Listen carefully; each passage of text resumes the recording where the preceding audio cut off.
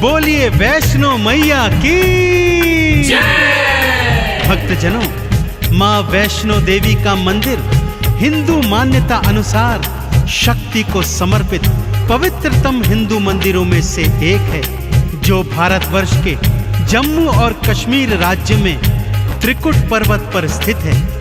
यहाँ पर मैया 3 पिंडियों के रूप में गुफा मंदिर में स्थापित है तथा दर पे आने वालों को दर्शन देकर उनके जन्मों जन्मों के संचित पाप कर्मों का नाश कर रही है, उन्हें मुक्ति का फल प्रदान कर रही है। जितनी रोचक माँ के भवन की चढ़ाई है, उतनी ही रोचक माँ के प्राकट्य की पावन गाथा है, जो आज मैं आपको संगीतमय रूप में सुनाने जा रहा हूँ। तो एक बार फिर से बोलिए, बोलिए वैष्णवी मैया की जय।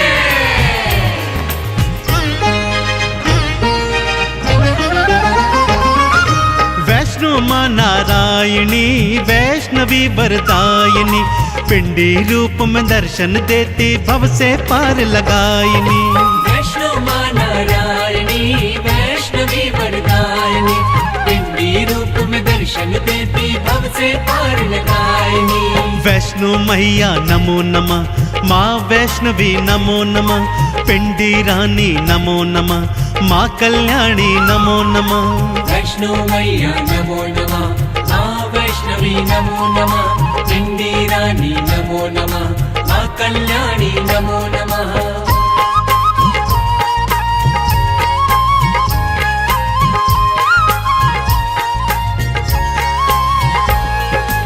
भक्तजनों, माँ के प्राकट्य की गाथा इस प्रकार से है।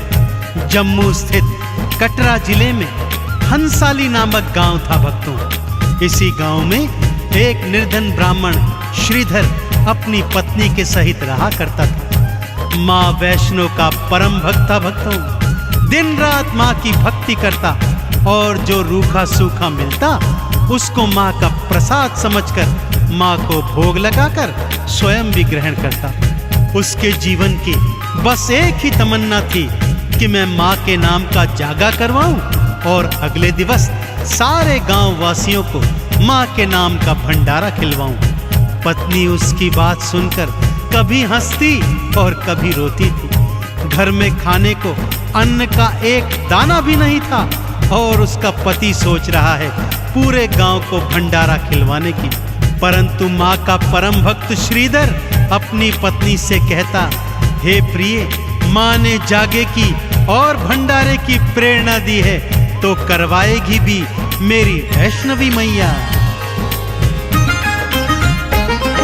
श्रीधर ने मन में था सोचा माँ का जागा करवाऊं, जागे के अगले दिन भक्तों को भंडारा खिलवाऊं। पत्नी हंसती बात को सुनकर घर ना अन्न का दाना है और भंडारा खिलवाने को आपने मन में ठाना है। मैया रानी आएगी भंडारा खिलवाएगी, श्रीधर को विश्वास था भक्तों माँ तो लाज बचाएगी। वैष्णो मैया नमो नमः, माँ वैष्णवी नमो नमः, पिंडी रानी नमो नमः, माँ कल्याणी नमो नमः।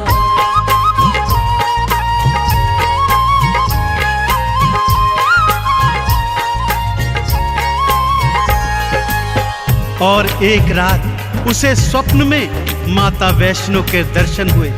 माँ ने आश्वासन दिया कि जा मेरे भक्त, मेरे नाम का जागा करवा और अगले दिन पूरे गांव को मेरे नाम से भंडारा खिलवा। श्रीधर अगले दिन सुबह सुबह उठा और माँ का नाम जपते जपते पूरे गांव को जागे का और भंडारे का निमंत्रण देने निकल गया।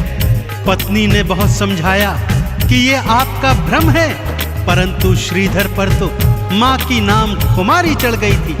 सारे गांव सहित वो भैरवनाथ और उसके शिष्यों को भी भंडारे का निमंत्रण दे आया। सबके मनों में कौतूहल है कि भला ये दरिद्र हमें क्या भंडारा खिलवाएगा।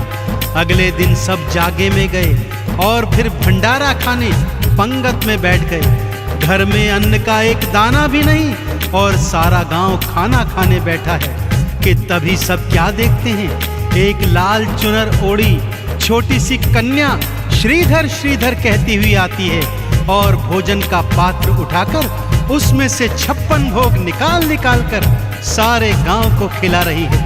श्रीधर की आंखों से खुशियों के आंसू छलक रहे हैं। भक्तों, मैया का चमत्कार ऐसा ही है।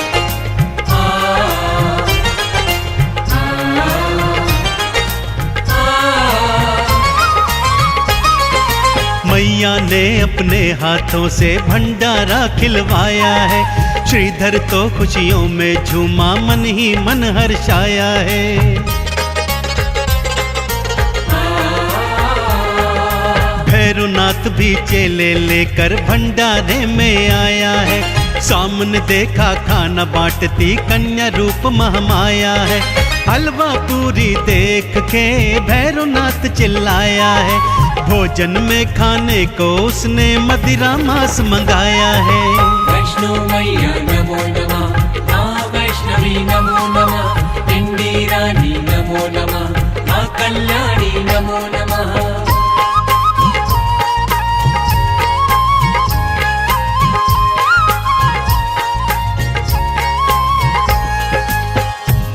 वैष्णो मैया ने भी अपनी माया चला दी। भक्तों, मांस के थाल और मदिरा के प्याले आ गए, परंतु ज्यों ही भैरवनाथ ने मांस का टुकड़ा उठाया, माँ की कृपा से हलवा चना बन गया। मदिरा उठाई तो वो माँ का चरणामृत बन गया। अब भैरवनाथ जान गया था यह कोई मामूली कन्या नहीं, अपितु साक्षात महामाया है। वो जैसे ही माँ को पकड़ने भागा, माँ लांगुर सहित त्रिकुट पर्वत की ओर पवन वेग से भाग निकली। मैया की अजब लीला है भक्तों। माँ और लांगुर आगे आगे और भैरवनाथ पीछे पीछे। दौड़ते दौड़ते लांगुर को जब प्यास लगाई तो माँ ने बाण मारकर धरती से गंगा प्रकट कर दी। आज भी सभी भक्त इसको बाण गंगा के नाम से जानते हैं और यहाँ पर स्नान करके अपने तन के रोगों को दूर करते हैं। आगे चलकर माँ एक गुफा में जाकर छुप गई और लांगुर बाहर पहरेदारी करने लगा। भागते भागते वैष्णो रानी एक गुफा में थी आई। मैया अंदर छुप गई और बाहर लांगुर अगवाई।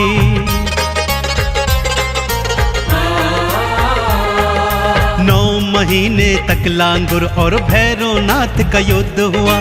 युद्ध भयंकर था, भक्तों पर कोई परिणाम नहीं निकला। मैया क्रोध चढ़ आई है, गुफा से बाहर आई है। भैरवनाथ से युद्ध करन को हाथों खड्ग उठाई है। वैष्णो मैया नमो नमः, माँ वैष्णवी नमो नमः, पिंडी रानी नमो नमः, माँ कल्याणी नमो नमः।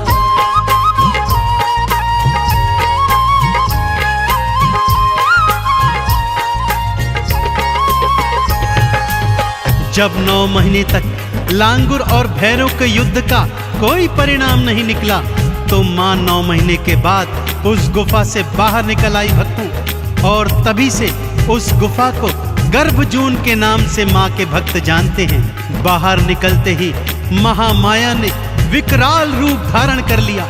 8 भुजाओं में अनेक अनेक अस्त्र शस्त्र धारण किए और माँ भैरवनाथ से युद्ध करने को तत्पर हो गई।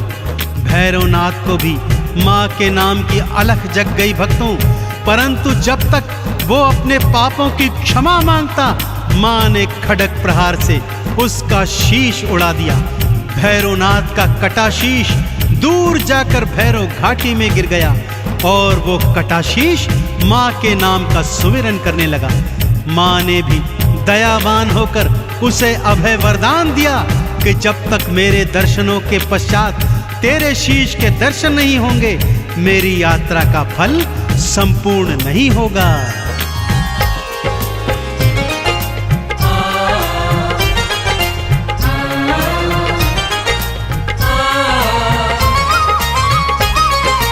कटे शीश ने भैरों के जब माँ की अलख जगाई थी, उसको अभय वरदान देने आ गई महामाई थी। जब तक मेरे दर्शन करके तेरे धाम न जाएंगे, मेरे धाम की यात्रा का पुण्य कभी ना पाएंगे। मैया के दर्शन के बाद भैरव घाटी जाते हैं, मैया के भैरव के दर्शन भक्त सारे पाते हैं। वैष्णो मैया नमो नमः, माँ वैष्णवी नमो नमः, पिंडी रानी नमो नमः, माँ कल्याणी नमो नमः।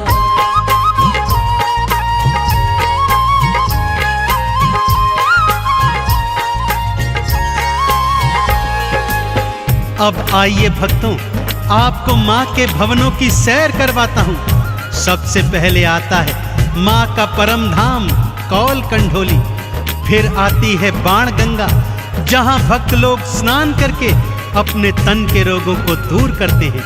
थोड़ा चढ़ाई चढ़ने के बाद दर्शन होते हैं चरण पादुका के, जहाँ एक शिला पर माँ के पावन चरणों के निशान हैं। भक्त इनका दर्शन करके आगे को बढ़ते हैं तो आती है वो पावन अर्धकुंवारी गुफा, जहाँ पर माँ ने 9 माह तक वास किया था। यहाँ दर्शन करने के पश्चात चढ़ाई थोड़ी कठिन हो जाती है भक्तों, और आगे हाथी मत्थे की सबसे कठिन चढ़ाई के बाद सांझी छत पर भक्त आकर कुछ देर विश्राम करते हैं और माँ के भवनों का दर्शन करते हैं। अब आती है माँ की वो पावन गुफा, जहाँ पर महालक्ष्मी, महासरस्वती और महाकाली पिंडी रूप में एक साथ सभी भक्तों को दर्शन देती है।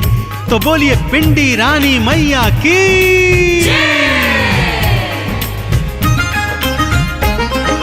ऊंची चढ़ाई ना घबराना, मैया आप बुलाती है, हाथ पकड़कर बच्चों को वो भवनों पे ले जाती है। नारियल का भोग लगाते, चंदन तिलक लगाते हैं, मैया रानी के भवनों से मुक्ति का फल पाते हैं। लाल चुनर जो मैया को हाथों से पहनाते हैं, भवसागर में कभी न डोले पार वो लग जाते हैं।